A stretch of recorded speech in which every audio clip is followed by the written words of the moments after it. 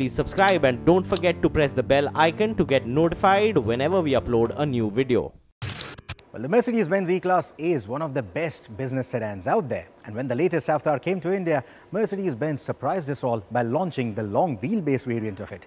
It is the perfect vehicle then for those who want the car to be an extension of their workplace, those who want to take their work to their car.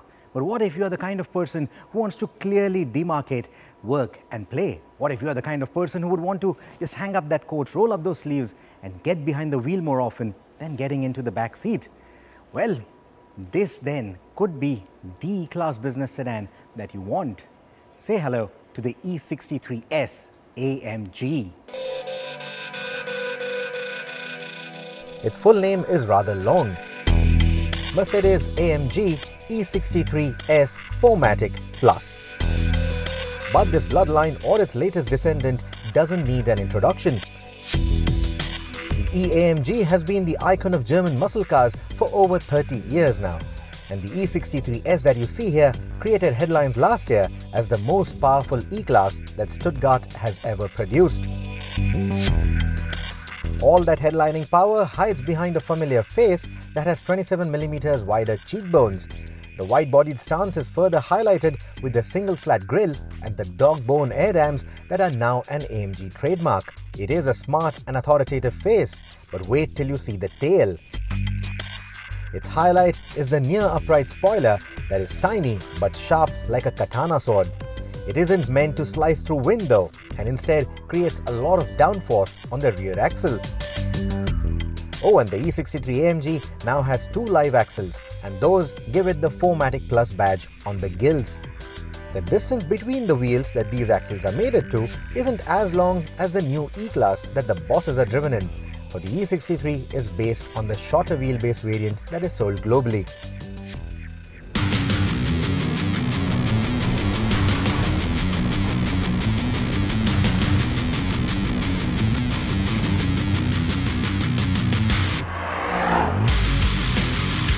This size actually works perfectly for this car. It attacks corners with authority and with precision. Of course, those are not words that you would like to associate with an AMG sedan. Now the good news is that both AMG and this car know that and acknowledge that. The bad news, however, is that the nannies at Mercedes-Benz have warned me not to shred the tires, not to go sideways, not to get any smoke out of the wheels. Unfortunately, I have to adhere to all of that. I won't blame them really, because like most new AMGs, the E63 too likes to eat its own tires. After all, the poor Michelins are bullied around by a serious number of German horses. Of course, it has all the crackles and pops that you expect from a German V8, but it's a bi-turbo configuration. It is one of their new engines. It doesn't sound as maniacal as some of the older engines, but who cares? It goes like a maniac. It has plenty of power, 612 PS to be precise, and wait for it, 850 Newton meters of torque. Let that sink in. 850 Newton meters of torque. 0 to 100 comes up in 3.4 seconds. It shoves your head into the backrest. But more importantly, it's how this car feels when it puts that power down. It can go into a drift very easily, like a typical AMG, but that 4Matic Plus makes sure that there's enough power or enough traction at the front to pull you out of it very nicely. So you can have your fun at the same time. You can still put up some really fast lap times if you really want to. If those figures have sunk in, let's put them into perspective. The power and the torque is more than even the GTR, a sports car bred in the jungles of the green hell. But with great power comes, well, a slew of technologies that rein in that output. In the case of the E63 S is the 4Matic Plus system. Its responsibility is to provide plenty of grip, but the AMG legacy means that it shouldn't dial down the madness. The result is that the E63S will sway its tail out with oversteer quite often, and before the grin on your face turns into panic, the front wheels receive power and magically pull you out of that corner, making you look like a god of car control.